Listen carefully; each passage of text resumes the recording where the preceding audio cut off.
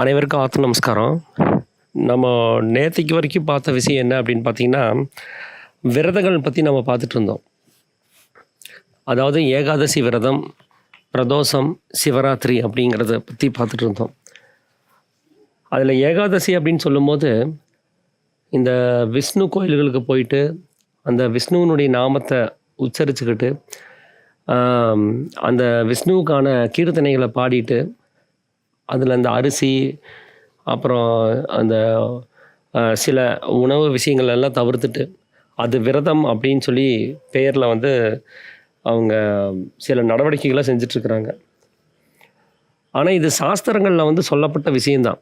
ஏகாதசி விரதம் அடைஞ்சோம், அது செஞ்சோம் அப்படின்னா நம்ம மோட்சத்தை அடையலாம் அப்படின்னு அவங்க சொன்ன விஷயந்தான் அது. ஆனால் ஏகாதசி விரதம்னா என்னன்னு நமக்கு புரியாமல், நமக்கு என்ன தெரியுமோ அதை நம்ம இது நாள் வரைக்கும் நம்ம செஞ்சுட்டு இருந்துட்டோம். அதைத்தான் வந்து சாமி இப்போ குறிப்பிட்டு ஏகாதசி விரதம்னா என்ன அப்படிங்கிறத நேற்றுக்கு தெரிவுபடுத்தியிருந்தார். அது என்ன அப்படின்னா, தசி அப்படின்னா தசேந்திரங்கள் அப்படின்னு அர்த்தம். ஏகம் அப்படின்னா ஒன்றுன்னு அர்த்தம்.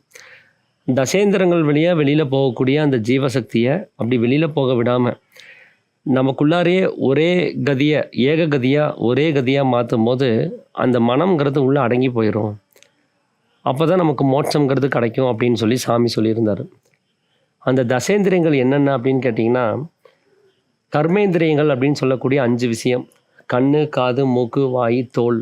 அதாவது கண்களால் பார்த்தறிவதும், காதால் கேட்டறிவதும், மூக்கால் முகர்ந்தறிவதும், நாவால் சுவைத்தறிவதும், தோலால் அதாவது தொக்கால் தொட்டறிவதுமாக இருக்கக்கூடிய இந்த 5 அறிவு தான் வந்து கர்மேந்திரியங்கள் அப்படின்னு சொல்லக்கூடியது. அந்த மனம்ங்கிறது அகங்காரமாக மாறுறதுக்கு இந்த 5 இந்திரியங்கள் தான் காரணம். இந்த கர்மமாக இருக்கக்கூடிய நம்ம ஜீவசக்தியாக இருக்கக்கூடிய வாயு இந்த 5 விஷயமாக தான் வெளியில் போகுது. இப்போ கண்ணால் நம்ம ஒரு விஷயத்தை பார்க்குறோம் அப்படின்னா அது மூலமாக அந்த மனம் வெளியில் வியாபிக்கணும், இல்லைன்னா பார்க்க முடியாது. தூக்கத்தில் இருக்கக்கூடியவங்களோட கண்ணை மட்டும் அந்த இமைகளை நீங்கள் திறந்து பார்த்தீங்கன்னா அவங்களால பார்க்க முடியாது. கண் திறந்துடும். தூக்கத்தில் இமை மூடி இருக்கும். ஆனால் இமைகளை நீங்கள் திறந்துட்டீங்க அப்படின்னா கண் இப்போ திறந்த மாதிரி தான் இருக்கும். ஆனால் அவங்களால வெளியில் பார்க்க முடியாது. ஏன்னா மனம்ங்கிறது உள்ளே அடங்கி இருக்கும். காது ஏற்கனவே திறந்து தான் இருக்குது. அவங்களால எந்த விஷயத்தையும் கேட்க முடியாது. ஏன்னா தூக்க சமயத்தில் மனம்ங்கிறது அடங்கி இருக்குது. அப்போ காது கேட்கறது கிடையாது. மூக்கு திறந்தே தான் இருக்குது. அப்போது நம்மளால் எந்த வாசனையும் நுகர முடியாது. அதை வந்து நம்ம அந்த வாசனையை உணர முடியாது. ஏன்னா தூக்க சமயத்தில் மனம்ங்கிறது உள்ளே அடங்கி தான் இருக்குது. அப்போ மனம் இந்த புலன்கள் வழியாக வெளிப்பட்டால் மட்டும்தான் அந்த புலன்கள் மூலமாக ஒரு உணர்வை நம்ம தெரிஞ்சுக்க முடியும். அப்போ இந்த புலன்கள் என்னவாக இருக்குது அப்படின்னா, ஒரு வீட்டினுடைய கதவு ஜன்னலாக இருக்குது. வீட்டுக்குள்ளார இருந்து வெளி விஷயங்களை பார்க்குறதுக்கு ஒரு கதவு ஜன்னலும் என்ன வேலை செய்யுமோ அதைத்தான் இந்த கண்கள், காது, மூக்கு, அப்புறம் வாய், இந்த தோல் அப்படிங்கிற விஷயங்கள்லாம் செஞ்சிட்ருக்குது. அதனால் இதெல்லாம் ஒரு கருவிகள் தான் அது. இந்த கருவியை இயக்கிறதுக்குன்னு ஒரு ஆள் இருக்கிறாரு. அவருக்கு பேர் தான் மனசுன்னு அர்த்தம். அவர் தான் வந்து வெளியில் இந்த கருவிகள் மூலமாக வெளியில் வர்றார். அப்போ கர்மமாக இருக்கக்கூடிய வாயு இந்த இந்திரியங்களை பயன்படுத்தி வெளி விஷயங்களில் தொடர்பு கொள்ளுது. இந்த உலகம்ங்கிற ஒரு விஷயத்தை உண்டு பண்ணி அதில் இருக்கக்கூடிய அனுபவங்களை அது அனுபவிச்சுட்ருக்குது. ஸோ அதுக்கு பேர் தான் வந்து கர்மேந்திரியங்கள்னு பேர். அப்போது மனமாக இருக்கக்கூடிய ஒரு பொருள் அகங்காரமாக அது வெளி விஷயங்களை தெரிஞ்சுக்கிறதுக்கு இந்த கர்மேந்திரியங்கள் பயன்படுது. ஞானேந்திரியங்கள் அப்படின்னு சொல்லி பார்க்கும்போது அந்த ஜீவனாக இருக்கக்கூடிய ஒரு பொருள் மனமாக மாறுறதுக்கு அந்த ஞானேந்திரியங்கள் தான் காரணமாக இருக்குது. அது வந்து ரகசியமானது.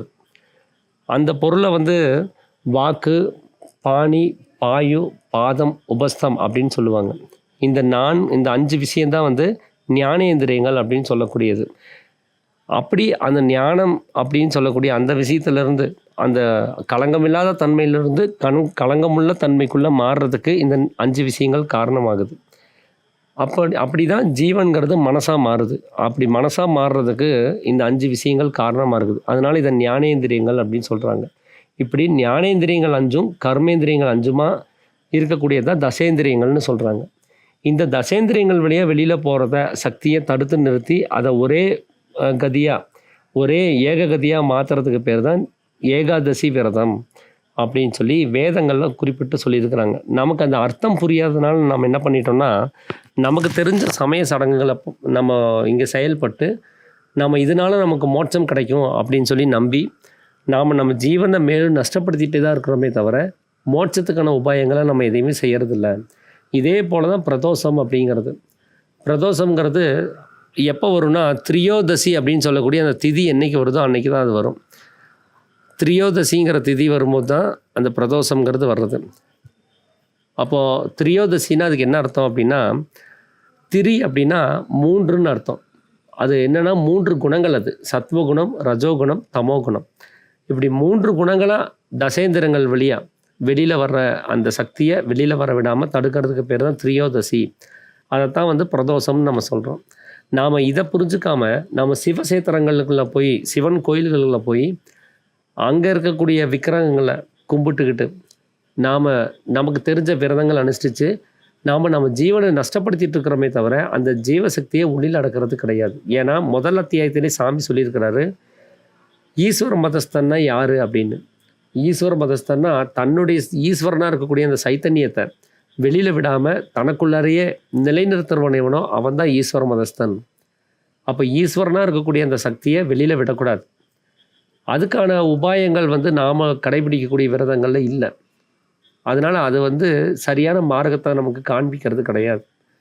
அப்போது பிரதோஷம் அப்படின்னா 3 குணங்களாக வெளியில் போகக்கூடிய ஜீவனாகவும் மனசாகவும் அகங்காரமாகவும், அதாவது சத்துவகுணமாகவும் ரஜோகுணமாகவும் தமோகுணமாகவும் வெளியில் போகக்கூடிய மனசை வெளியில் போக விடாமல் உள்ளுக்குள்ளாரே அடக்கி நிறுத்துறது, அதுதான் வந்து பிரதோஷம் அப்படின்னு சொல்லக்கூடிய விரதம்.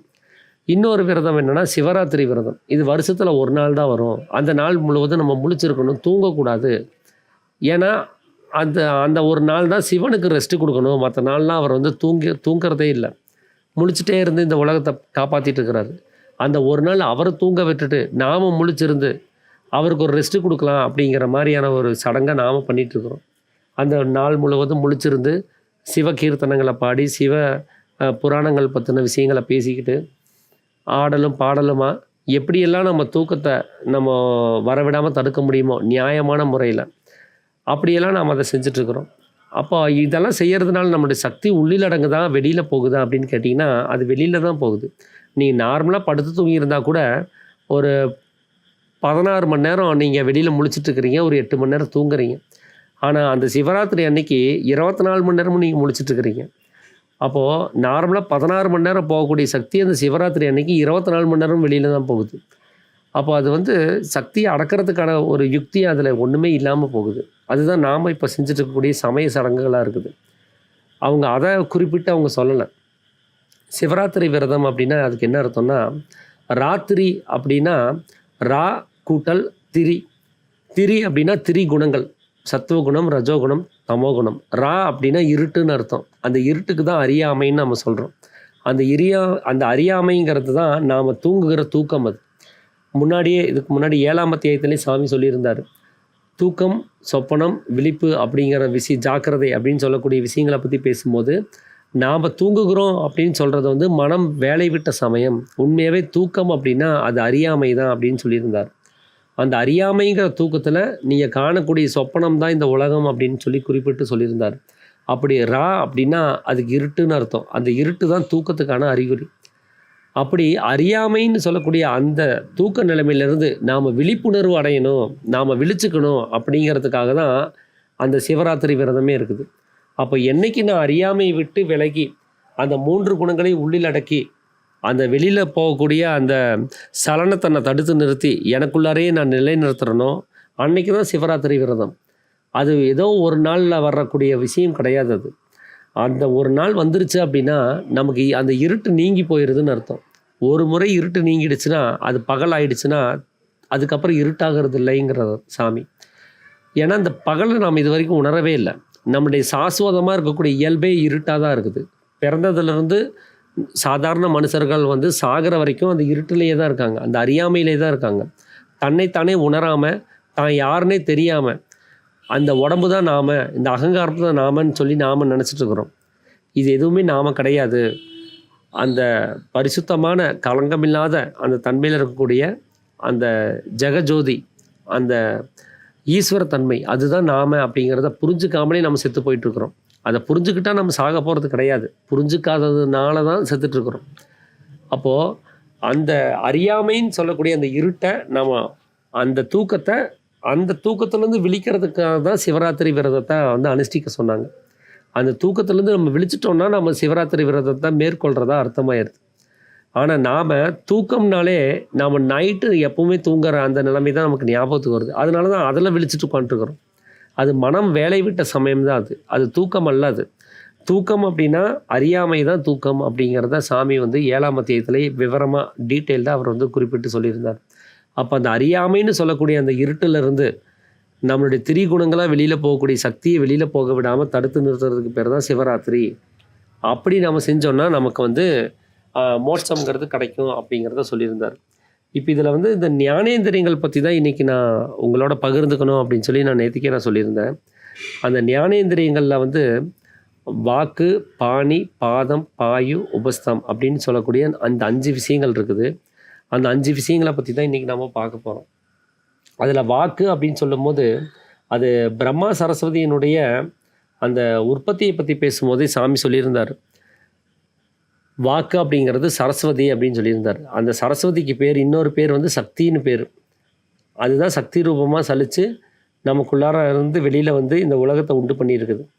அப்படி சக்தியாக சலித்து வெளியில் போகக்கூடியது தான் அங்கே வாக்குன்னு சொல்லக்கூடிய ஒரு நிலைமை. அப்போது நமக்குள்ளார இருந்த இந்த ஜீவசக்தி அது வந்து வெளியில் போய் அந்த சலனத்தோட இந்த உலகத்தை உண்டு பண்ணுறதுக்கு தான் வந்து வாக்கு அப்படின்னு சொல்லக்கூடிய ஒரு விஷயம். அப்போது இந்த இந்திரியங்களை வச்சு நம்ம பார்க்கும்போது அதில் வந்து கண், காது, மூக்கு, வாய், தோல் இப்படிலாம் இருக்குது. இது அத்தனைக்கும் ஆதாரமாக இருக்கக்கூடிய ஒரு சலனம்ங்கிறது முன்னாடி இருக்குது. அதுக்கு தான் மனசுன்னு பேர்.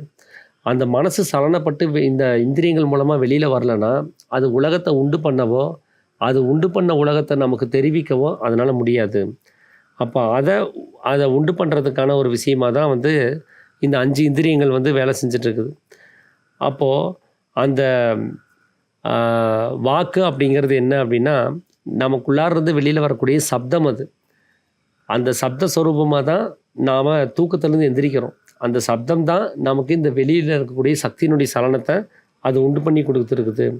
அப்போது இதெல்லாம் எது அப்படின்னு கேட்டிங்கன்னா அந்த மனம் அப்படிங்கிற ஒரு நிலைமை வந்து வேலை செய்யணும்னா இந்த 5 விஷயமும் வேணும். அவங்களுக்கு இந்த சலனம் ஏற்படணும் அப்படின்னா இந்த 5 விஷயமும் மூலமாக தான் சலனத்தை ஏற்படுத்துது. அந்த மனம்ங்கிற ஒரு நிலைமையை அடையிறதுக்கு இந்த 5 விஷயமும் தேவைப்படுது. அதுக்கப்புறம் தான் அது வெளியில் போய் உலகத்தை உண்டு பண்ணவும் அது தெரிஞ்சுக்கவும் அது செய்யுது. அப்போது இந்த வெளியில் இருக்கக்கூடிய இந்த கர்மேந்திரியங்கள்னு சொல்லக்கூடிய இந்த 5 விஷயமும் வந்து வெறும் ஒரு புலன்கள் தான். அது ஒரு இந்திரியம் தான். அது கதவு ஜன்னல்கள் மாதிரி. அது வழியாக நம்ம பார்க்கலாம். ஆனால் அதுதான் பார்க்குதுன்னு நம்ம சொல்ல முடியாது. நம்ம வீட்டில் இருக்கக்கூடிய கதவோ ஜன்னலோ வெளி விஷயங்களை பார்க்குறது கிடையாது. ஆனால் அந்த கதவு ஜன்னல்கள் மூலமாக வீட்டுக்குள்ளார இருக்கிற ஒருத்தர் வெளி விஷயங்களை கவனிக்கிறார். அந்த கவனிக்கிற ஆள் யார் அப்படின்னா மனம்தான். அவர் தான் உள்ளேருந்து வெளியிலையும் வெளியிலேருந்து உள்ளாரையும் போயிட்டு வந்துட்டு இருக்கிறவர். ஜீவனுக்கு வெளியில் போக வேண்டிய அவசியம் இல்லை. அது வெளியில் போனால் செத்து போயிடும். நம்ம பிணம் அப்படின்னு சொல்லக்கூடிய பேர் நமக்கு வந்துடும். அப்போ அவர் வெளியில் போகிறதுனால அவருக்கு பிரயோஜனம் கிடையாது. அதே மாதிரி அகங்காரத்துக்கு பார்த்திங்கன்னா அவரால் உள்ளே வர முடியாது. ஏன்னா அவருடைய சிருஷ்டிங்கிறது உலகம் உண்டானால் தான் முடியும். இந்த உலகத்தில் நாம் ஏற்படுத்தி இருக்கிற பதிவுகளை வச்சு தான் அவர் உயிர் வாழ்ந்துட்டுருக்கிறார். அந்த பதிவுகள் முழுவதையும் அழிச்சிட்டிங்கன்னா அகங்காரங்கிறது அங்கே வேலை செய்யாது. அந்த பதிவுகள் தான் நமக்கு அப்பப்போ எடுத்து காமிக்குது. நாம் ஒரு பொருளை பார்க்குறோம், ஒரு சேரை பார்க்குறோம் அப்படின்னா அது சேர் தான் அப்படிங்கிறத அந்த அகங்காரம் சொல்லணுன்னா அதுக்கு ஒரு பதிவு வேணும். அப்போ அந்த அகங்காரத்துக்கு வேலையை கொடுக்குறதே அந்த பதிவுகள் தான். அப்போ அந்த பதிவுகளில் தான் அது உற்பத்தி ஆகிருக்கு. அந்த பதிவுகளை வச்சு தான் அது வேலை செஞ்சிட்ருக்குது. அந்த பதிவுகள் இல்லாதப்போ அது இல்லாமலும் போயிடுது. அப்படி தான் நம்ம தூங்குகிற சமயத்தில் மனம்ங்கிறது உள்ளடங்கும் போது உலகம் இல்லாமல் போயிடுது. அந்த பதிவுகளும் இல்லாமல் போயிடுது. அப்போ அகங்காரமும் இல்லாமல் போயிடுது. அப்போது அகங்காரத்தினால உள்ளே வர முடியாது, ஜீவனால் வெளியில் போக முடியாது. ஆனால் மனசுனால மட்டும்தான் தூங்குகிற சமயத்தில் களங்கமில்லாத தன்மையில் உள்ளாரே இருக்க முடியும். விழிக்கிற சமயத்தில் இந்த உலகத்தை உண்டு பண்ணி களங்கமுள்ள தன்மையோட வெளியில் இருக்கக்கூடிய அகங்காரத்துக்கூடையும் அதனால் இருக்க முடியும். அப்படி அந்த மனம்ங்கிற ஒரு மனுஷன்தான் விஷயங்களை உண்டு பண்ணி அதை நமக்கு தெரிவிக்கிற வேலையை அவர் செஞ்சிட்ருக்கிறார். அப்போது அந்த பரமாத்மாவாக இருக்கக்கூடிய அந்த மனம்தான் இந்த விஷ்ணுவுக்கான ஒரு வேலையை அவர் செஞ்சிட்ருக்கார். இந்த உலகத்தை உண்டு பண்ணி அதை காப்பாற்றிட்டு இருக்கிற வேலையை அவர் செஞ்சிட்ருக்கிறாரு. அதனால தான் அவரை விஸ்வம்பரன் அப்படின்னு சொல்லி நம்ம சொல்லிகிட்டு இருக்கிறோம். அதனால தான் அந்த சக்தியினுடைய சலனத்தை தான் நாம் வாக்கு அப்படின்னு சொல்லி நாம் குறிப்பிட்டு சொல்கிறோம். ஏன்னா வாக்கு அப்படின்னா சப்தம். சப்தம் இல்லைன்னா சக்தி இல்லை, சக்தி இல்லைன்னா சப்தமும் இல்லை. ஏன்னா நாம் பிறந்த குழந்தை வந்துருச்சு, அந்த குழந்தை வந்து சப்தத்தை தெரிவிக்கணும் அப்படின்னா அது சக்தியை வெளிப்படுத்தாமல் அதனால் முடியாது. அதே குழந்தை வயசாகி போய் படுத்த படுக்கையாகி போச்சு, அதுக்கு சக்தி இல்லை, எந்திரிச்சு நடக்க முடியாது, கை கால் அசைக்க முடியாது, படுத்த படுக்கையாக இருக்குது, எப்போ செத்து போகும்னு தெரியாது. அந்த நிலைமையில் இருக்கும்போது அதனால் ஒரு சப்தத்தை கூட எழுப்ப முடியறது கிடையாது. ஏன்னா அந்த சக்தி இல்லாமல் போகிறது தான் அதுக்கு காரணம்.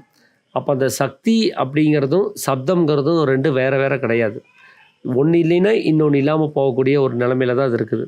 ரெண்டும் இணைஞ்சு தான் வேலை செய்ய வேண்டிய நிலைமையில் இருக்குது. அப்போது நம்மளிருந்து வெளிப்படக்கூடிய அந்த சக்தி தான் அங்கே வாக்கு அப்படின்னு சொல்லக்கூடிய ஒரு இந்திரியமாக இருக்குது. இப்போ அடுத்தது பாணி அப்படின்னா வாக்கு பாணி, அடுத்த இந்திரியம் வந்து பாணி. அந்த பாணி அப்படின்னா அதுக்கு கைகள்னு அர்த்தம். இந்த பாணி கிரகணம் அப்படின்னு சொல்லி சொல்லுவாங்க. ஒரு திருமணத்தினுடைய சடங்கை பற்றி குறிப்பிடும்போது பாணி கிரகணம், நம்ம சாமியினுடைய அந்த வழிமுறையில் அந்த திருமணம் செய்கிறவங்க வந்து பாணி கிரகணம் மூலமாக தான் அவங்க செய்கிறாங்க. பாணி கிரகணம் மூலமாக திருமணம் செய்கிறது எப்படின்னா, ஒருத்தர் கையை ஒருத்தர் பிடிச்சிக்கிட்டு அந்த அக்னியை சுற்றி வர்றது, வலம் வர்றது.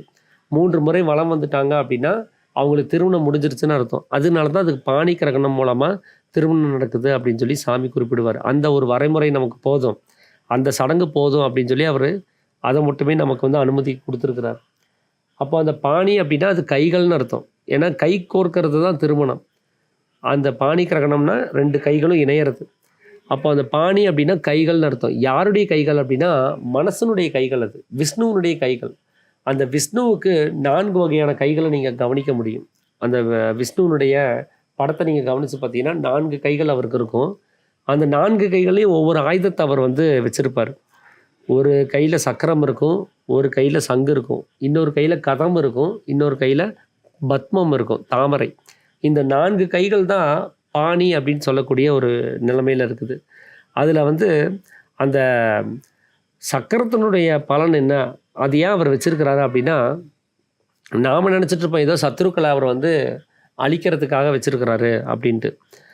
கதமுடைய பலன் என்ன அப்படின்னா, அதுவும் சத்துருக்களை அழிக்கிறதுக்காக தான் இருக்கும். சங்குனுடைய சலனம் என்ன அப்படின்னா சப்தத்தை உண்டு பண்ணுறதுக்காக இருக்கும். ஒரு தாமரையினுடைய பலன் என்ன அப்படின்னா ஒரு அலங்காரத்துக்காக அவர் வச்சுருப்பாருன்னு நாம் நினச்சிட்ருப்போம். ஆனால் அது அப்படி இல்லை அப்படின்னு சொல்லி சாமி அதுக்கு ஒரு விளக்குறை கொடுக்குறாரு. அதில் சங்கு அப்படின்னு சொல்லக்கூடியது வந்து அது சப்தத்தை உண்டு பண்ணுறது தான் அது. ஆனால் அந்த சப்தத்துக்கு அந்த சப்தம்தான் அப்படிங்கிறத நமக்கு ஐடென்டிஃபை பண்ணி கொடுக்குறது எது அப்படின்னா காது தான். இந்த காது தான் சப்தத்துக்கான ஒரு அறிகுறியாக இருக்குது. ஒரு சப்தத்தை நம்ம கிரகிக்கிறதுக்கு காது தான் காரணமாக இருக்குது. அப்போ அந்த காது தான் அங்கே சங்காக இருக்குது. கண் வந்து எப்போவுமே சுற்றிக்கிட்டே இருக்கிறது. ஒரு இடத்துலேருந்து இன்னொரு இடத்துக்கு மாறி மாறி பார்த்துக்கிட்டு மாறி மாறி விஷயங்களாக பார்த்துட்டே இருக்கும். அது எப்போவுமே சுற்றிக்கிட்டே இருக்கக்கூடியது. அது மனசு மாதிரி. அப்போ அந்த மனம் எப்படி சுற்றிட்டு இருக்குதோ அதே மாதிரி தான் இந்த கண்ணுங்கிறதும் சுற்றிக்கிட்டே இருக்கும். மனம் எப்படி எங்கே இருக்கணுங்கிறத அந்த கண்ணு தான் தீர்மானிக்குது. அதனால தான் நாம் ஜெபம் பண்ணும்போது புருவமதியத்தை கவனிக்க சொன்னதுக்கு அதுதான் காரணம். இந்த கண் எங்கே பார்க்குதோ அங்கே தான் கவனம் போகும். ஒரு டீச்சர் வந்து வகுப்பு எடுக்கிறாருன்னு வச்சுக்கோங்களேன், நாம் டீச்சரை கவனித்தாதான் அந்த கவனம் அங்கே போகும். நம்ம வேறு எதையாவது திரும்பி நின்று நம்ம வேறு ஏதாவது விஷயங்களை பார்த்துட்டு இருந்தோம் அப்படின்னா அந்த கவனம் அங்கே சிதறல் ஆயிரும். அப்போ கவனிக்கிறது அப்படின்னாலே பார்க்கறதுன்னு ஒரு அர்த்தம் அதுக்கு உள்ளார ஒளிஞ்சே இருக்குது. என்னை கவனி, நீ அங்கே என்ன பார்த்துட்டு இருக்கிற அப்படின்னு டீச்சர் சொல்லுவார். ஏன்னா அங்கே பார்க்குறதும் அங்கே கவனமும் ஒன்றாவே இருக்குது. அப்போ ஜெபம் பண்ணும்போது நாம் புருவமதியத்தை கவனிக்கணும் அப்படின்னா ஏன் அந்த கவனத்தை மட்டும் அங்கே வச்சுட்டு வேறு எதையா பார்க்கலாமே? ஏன்னா அங்கே கவனச்சிதறல் வந்துடும். நீ உங்களுடைய பார்வையை நோக்கி தான் உங்கள் கவனம்ங்கிறது அங்கே போகுது. அதனால தான் சாமி என்ன சொன்னார்னா, புருவமதியத்தை பார்த்துக்கிட்டே அந்த புருவமதியத்தில் 2 கண்களையும் ஊன்றி இருந்தே அந்த கவனத்தை வைக்கணும்னாரு. ஏன்னா அந்த பார்வை மேலே இருக்கும்போது கவனம் குவியறது ரொம்ப சுலபம். பார்வை வேற எங்கேயாவது இருக்கும்போது அந்த கவனத்தை கொண்டு போய் அங்கே வைக்கிறதுங்கிறது ரொம்ப கடினம். அதனால் அந்த பார்வைங்கிறது தான் அந்த பார்க்குறதுங்கிற அந்த விஷயந்தான் கவனத்தையும் அது வந்து ஹேண்டில் பண்ணுது. அப்போது அந்த கண்கள் அப்படிங்கிறது வந்து மனசு தாங்கிறத சாமி குறிப்பிட்டு சொல்கிறாரு. அந்த கண்கள் எங்கே இருக்குதோ அதனுடைய பார்வை எங்கே இருக்குதோ அங்கே மனசு சுலபமாக போயிடும் அப்படிங்கிறார். அப்படி அந்த கண்ணுங்கிறது சக்கரம், அது சுற்றிக்கிட்டே இருக்கிறது. அதுக்கு அடுத்ததாக கதம் அப்படின்னு சொல்லி ஒன்று வச்சுருப்பார். அது வந்து என்னென்னா அது சத்துருக்களை அழிக்கிறதுக்கான விஷயம் கிடையாது. அது வந்து நம்மளுடைய சுவாசம், அது மூக்கு. அந்த மூக்கினுடைய அந்த உருவத்தை பார்த்தீங்கன்னா அது கதம் மாதிரியே இருக்கும். அந்த கதம் எப்படி ஒரு பகுதி பருத்தும் இன்னொரு பகுதி சிறுத்தும் இருக்குதோ அதே மாதிரியே அந்த மூக்கினுடைய பகுதி கதம் மாதிரியே இருக்கும். அதுக்கு அடுத்தது 4வதாக இருக்கக்கூடியது வந்து பத்மம், அது தாமரை. அது என்ன அப்படின்னு கேட்டிங்கன்னா அகங்காரம் அது. ஏன்னா அந்த அகங்காரம்ங்கிறது தான் வாய். அது அந்த நம்மளுடைய முகத்தில் இருக்கக்கூடிய அந்த 4 புலன்கள் தான் அவர் 4 கைகளாக வச்சுருக்கிறார். இந்த 4 ஆயுதங்களை வச்சு தான் அந்த மனம் சொல்லக்கூடிய பரமாத்மா வெளி உலகத்தோட தொடர்பில் இருக்கிறார். பார்க்குறதுக்கும் கேட்குறதுக்கும் வாசனை நுகர்றதுக்கும் சுவை அறிவறதுக்கும் அப்படிங்கிறதுக்காக வேண்டி இந்த 4 வகையான ஒரு தொழில்களை அவர் செஞ்சிட்ருக்கிறார்.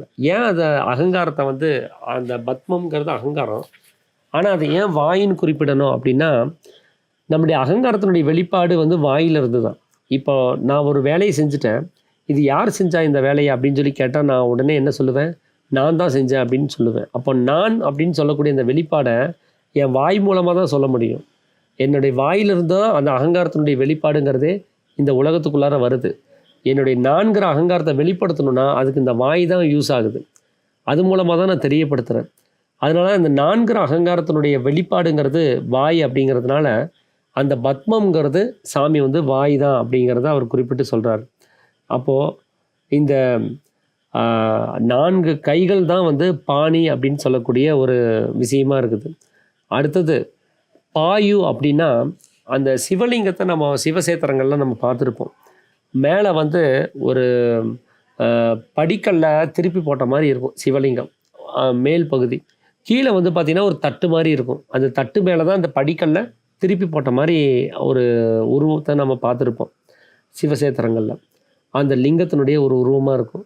அதில் அந்த படிக்கல்லில் இருக்கக்கூடிய அந்த மைய பகுதி தான் வந்து பாயு அப்படின்னு சொல்லக்கூடியது. ஏன்னா அது வந்து ஊற்று ஊறுகிற இடம் அப்படின்னு சொல்லி சாமி குறிப்பிட்டு சொல்கிறார். அந்த ஊற்று என்ன அப்படின்னா நம்முடைய சுக்கிலம் தான் அது.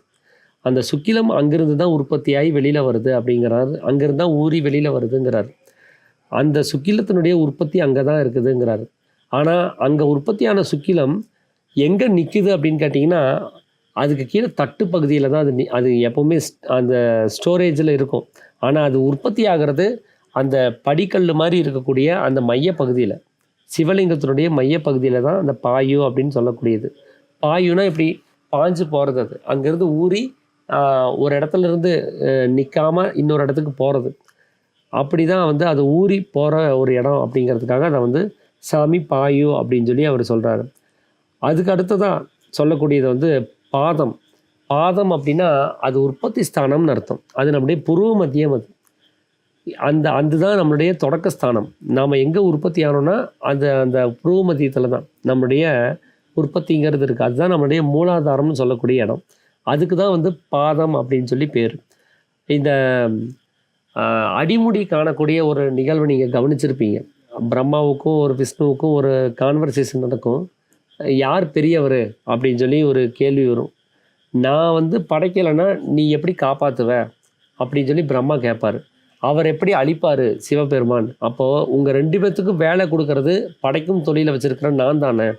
நான் படைக்கலைன்னா உங்கள் 2 பேர்த்துக்கு வேலையே இருக்காது அப்படின்னு சொல்லி பிரம்மா வந்து கேட்பார்.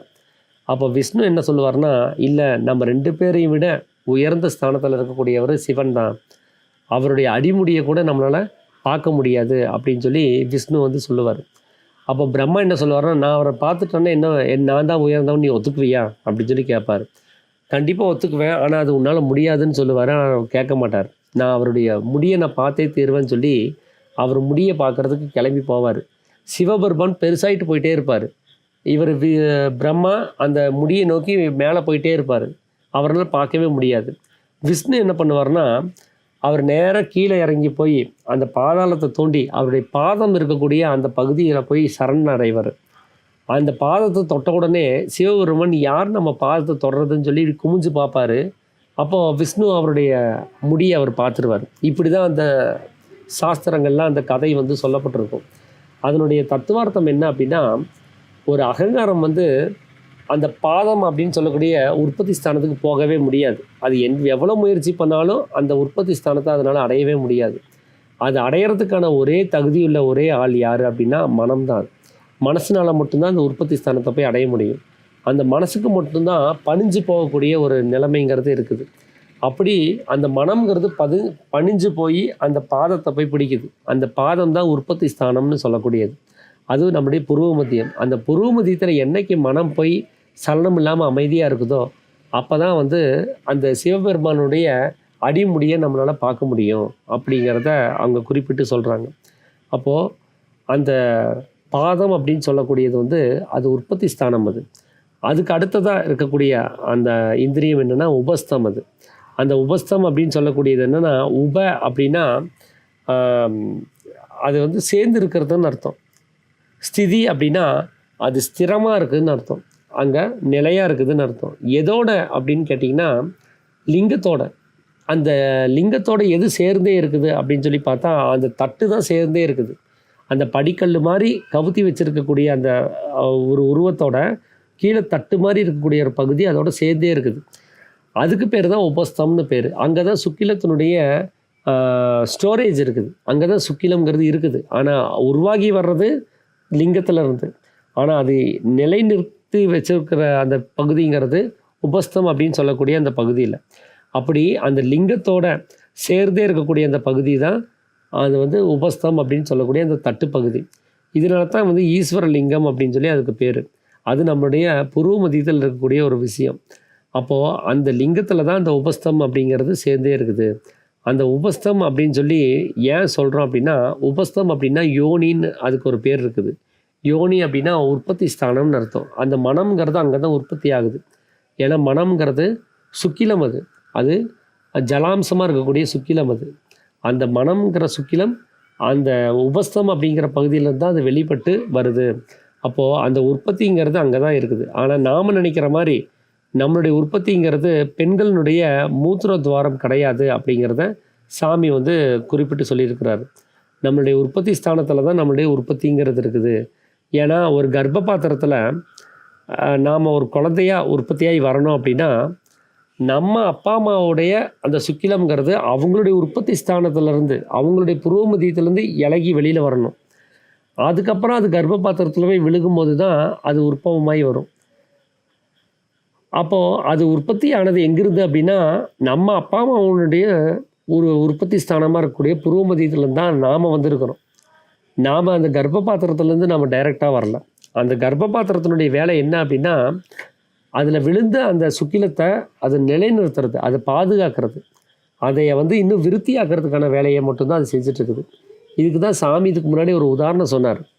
ஒரு வயலில் வந்து ஒரு நெற்கதிரை வந்து நடுறோம். ஒரு நெல்லினுடைய விதையை அதில் போடுறோம்.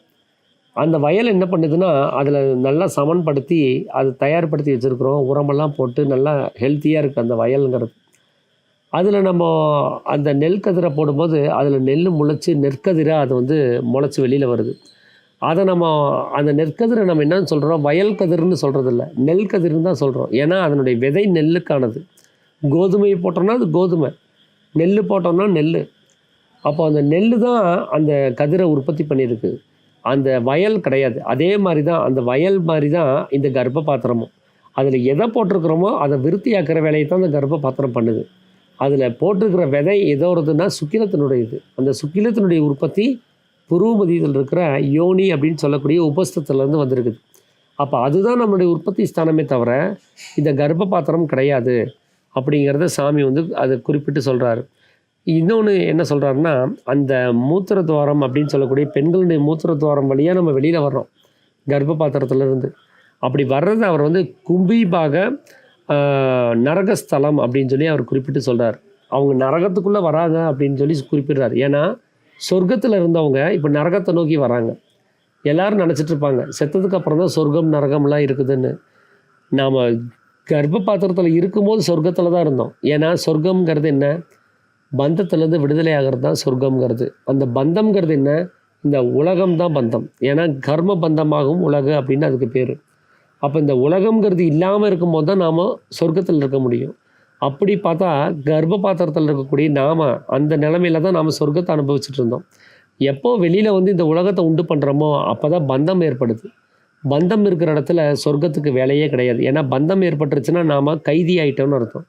அதில் பிணைஞ்சு நம்மளை இங்கே இருக்க வைக்க வேண்டிய எல்லா வேலைகளும் இங்கே நடக்க ஆரம்பிச்சிடும். அதனால் இந்த உலகம்னு சொல்லக்கூடிய இந்த பந்தத்திலிருந்து விடுதலையாகிற அந்த விஷயத்தை தான் இங்கே வந்து சொர்க்கம் அப்படின்னு சொல்லி நாம் குறிப்பிட்டு சொல்லிகிட்டு இருக்கிறோம். அப்படி இந்த நரகம் அப்படின்னா இந்த உலகம் தான் இந்த நரகம்ங்கிறது. ஏன்னா இங்கே தான் சுகதுக்கங்கள் மாறி மாறி அனுபவப்பட்டுகிட்டே இருக்குது. இங்கே வந்து கஷ்டம் இல்லை அப்படின்னு சொல்கிறதுக்கு இங்கே யாருமே கிடையாது. அவங்க ரெண்டையுமே அவங்க அனுபவிச்சுட்டே தான் இருக்கிறாங்க. அதனால தான் சாமி இது நரகஸ்தலம் அப்படிங்கிறாரு. ஏன்னா இங்கே பந்தம் இருக்குது. அந்த பந்தத்தை தான் அவர் நரகம்னு சொல்கிறாரு. அப்போது அந்த சம்யோக ஸ்தலம்னு சொல்லக்கூடிய அந்த பெண்குறி அப்படின்னு சொல்கிறோம் இல்லையா, அங்கே அந்த பிரம்மஸ்வரூபமாக இருக்கக்கூடிய சுக்கிலம் போய் விழுகலைன்னா, அந்த சம்யோக சமயத்தில் விழுகலைன்னா நம்மளுடைய உற்பத்தியே அங்கே இல்லாமல் போயிருக்கும். அப்படி தான் வந்து நம்மளுடைய உற்பத்திங்கிறது. அதனால தான் நம்மளுடைய உற்பத்தி ஸ்தானம்ங்கிறது நம்ம அம்மா அப்பாவுடைய பூர்வ மத்தியமாக இருக்கக்கூடிய அந்த சுழிமுனையில் இருக்கக்கூடிய அந்த லிங்கத்தினுடைய யோனின்னு சொல்லக்கூடிய அந்த தட்டு மாதிரி இருக்கிற உபசத்தில் தான் நாம் வெளியில் வந்திருக்கிறோம். அதுதான் நம்மளுடைய உற்பத்தி ஸ்தானம் அப்படிங்கிறத சாமி குறிப்பிட்டு சொல்கிறாரு. அப்போ அந்த யோனியிலிருந்து தான் நம்மளுடைய உற்பத்திங்கிறதே இருக்குது. அதனால் நாம் எங்கிருந்து வந்தோம் அப்படின்னா அந்த ஊறி வரக்கூடிய அந்த பாயு அப்படிங்கிற பகுதியிலிருந்து உபசத்தில் வந்து அந்த உபசத்திலேருந்து சலனப்பட்டு வெளியில் வந்திருக்கிறோம். அப்போ நமக்கும் இந்த கர்ப்ப பாத்திரத்துக்கும் எந்த சம்மந்தமும் கிடையாது. நம்மளை ஊட்டி வளர்த்தது, நம்மளை ஒரு செல்லாக விழுந்தவங்களை நம்மளை ஒரு ஜடமாக மாற்றினது, அந்த வேலையை அதை செஞ்சுருக்குது. ஒரு விதையாக விழுந்ததை விருட்சமாக மாற்றுற வேலையை அந்த மண் எப்படி செய்தோம், அந்த மாதிரி அந்த கர்ப்ப பாத்திரம் நம்மளை ஒரு சுக்கிலமாக விழுந்த நம்மளை ஒரு சந்தானமாக மாற்றிருக்குது. அதனால் அதுக்கான வேலை அது மட்டும்தான். அதனால தான் அதை வந்து பெற்றோர்கள் அப்படின்னு நம்ம சொல்கிறதுக்கு காரணம். அவங்க உருவாக்குனவங்க கிடையாது. அவங்க எங்கேருந்தோ வாங்கியிருக்கிறாங்க. ஒரு வளர்த்தி கொடுக்கறதுக்கான ஒரு கடமையோட நான் வளர்த்தி தரேன் கொடுங்க அப்படின்னு சொல்லி வாங்கியிருக்கிறாங்க. அதனால் பெற்றோர்கள்னு பேர். உருவாக்குனவங்க சிருஷ்டிகர்த்தாங்கிறது அவங்களுடைய விஷயம் கிடையாது. நம்ம அம்மா அப்பா நம்மளை உருவாக்கலை, நம்மளை வாங்கியிருக்கிறாங்க எங்கேருந்தோ. பெறுதல் அப்படிங்கிற வார்த்தையிலேருந்து தான் பெற்றோர்கள் அப்படிங்கிற வார்த்தை வந்திருக்குது. அப்போது அந்த நம்மளுடைய அப்பா அம்மா யார் அப்படின்னா, இந்த சம்யோக நேரத்தில் நமக்கு அந்த மனசும் ஜீவனும் சேரும் பொழுது தான் அந்த சுக்கிலம் இலகி வெளியில் வருது. அந்த மனமாக இருக்கக்கூடிய அந்த லோக மாதாவாக இருக்கக்கூடிய அந்த விஷ்ணுவும் ஜீவனாக இருக்கக்கூடிய அந்த புருஷனும், புறத்திலே வசிக்கக்கூடிய அந்த புருஷன், அது ஈஸ்வரன், இவங்க 2 பேரும் சேர்ந்ததுனால தான் நமக்கு அந்த நாம் உண்டாக வேண்டிய ஒரு அவஸ்தைங்கிறதே உண்டாச்சு.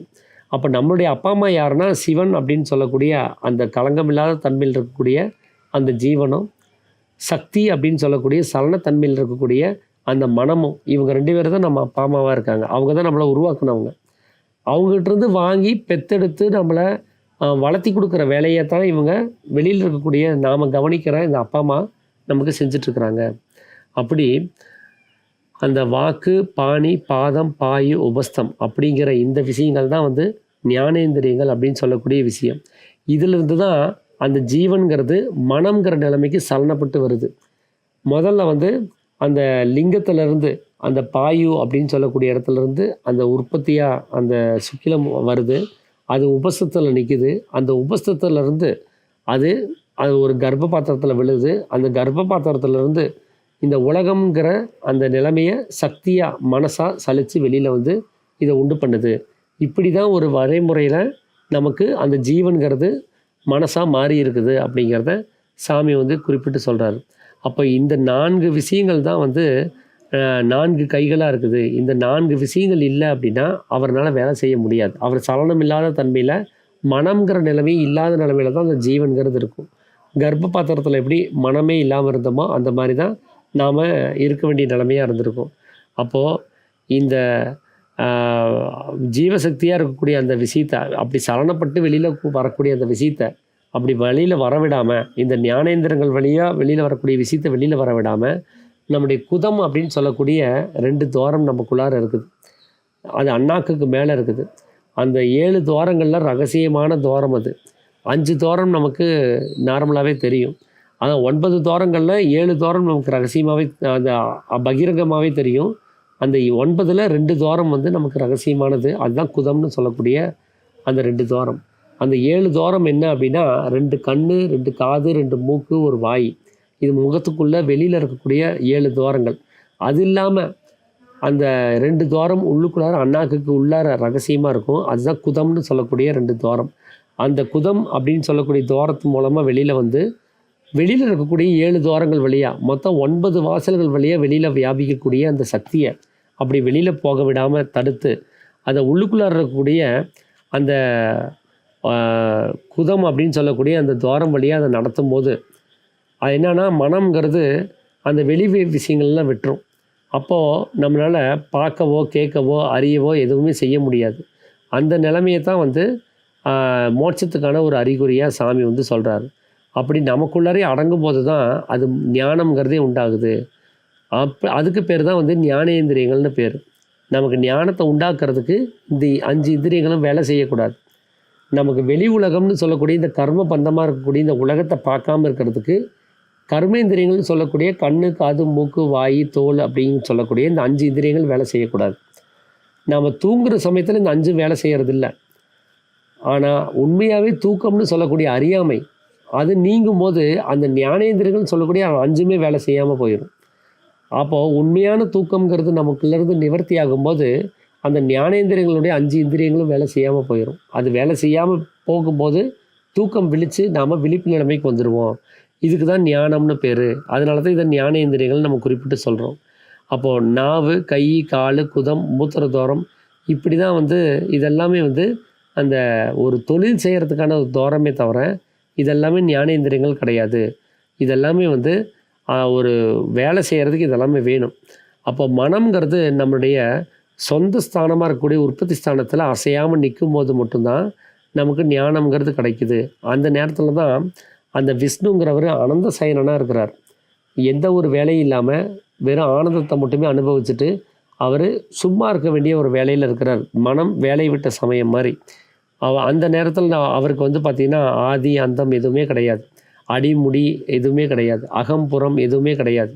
அப்படி எல்லாத்தையும் விட்டுட்டு அவர் அந்த வெளியில் சலிச்சிட்டு இருக்கக்கூடிய மனசு வெளியில் சலிக்காமல் நமக்குள்ளாரே முழுசும் அடங்கி இருக்கக்கூடிய ஒரு நிலைமையில் இருக்குது.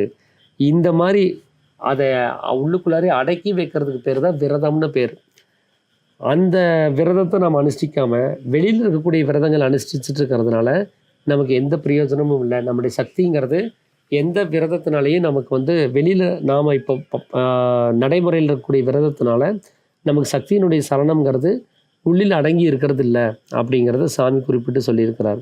அப்போது அந்த வெளி விஷயங்களில் விட்டுட்டு அது உள்ளுக்குள்ளார அடங்கி இருக்கும்போது ஞானேந்திரியங்கள்னு சொல்லக்கூடிய 5 நிலைமைகளும் இல்லை, கர்மேந்திரியங்கள்னு சொல்லக்கூடிய 5 நிலைமைகளும் இல்லை. அப்படி இந்த 5 சேர்ந்து 10, இந்த 10ஆக இருக்கக்கூடிய இந்த தசேந்திரியங்கள் அங்கே இல்லாமல் போகணும். அந்த வழியாக சலித்து சக்தி வெளியில் போகாமல் இருக்கணும். அதுக்கு பேர் தான் வந்து கைவல்யம்னு சொல்லி சாமி வந்து சொல்கிறார். இப்போ இதனால தான் இந்த விரதங்கள் அனுஷ்டிச்சா மோட்சம் கிடைக்கும்னு சொல்லி வேதத்தில் சொல்லியிருந்தாங்க அப்படின்னு சொல்லி குறிப்பிட்டிருந்தார். ஸோ இதுதான் வந்து இன்றைக்கி நான் உங்களோட பகிர்ந்துக்கணும் அப்படின்னு சொல்லி நினச்ச விஷயம். அனைவருக்கும் ஆத்ம நமஸ்காரம்.